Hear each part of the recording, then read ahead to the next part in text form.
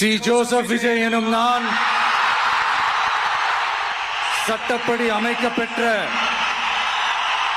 இந்திய அரசியல் அமைப்பின்பால் உண்மையான நம்பிக்கையும் மாறா பற்றும் என்றும் இந்திய நாட்டின்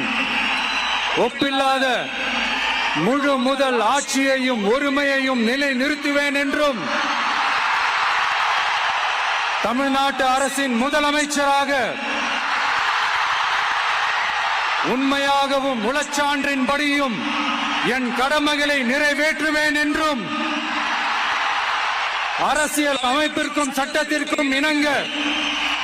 அச்சமும் ஒருதலை சார்பும் இன்றி விருப்பு வெறுப்பை விலக்கி பலதரப்பட்ட மக்கள் அனைவருக்கும்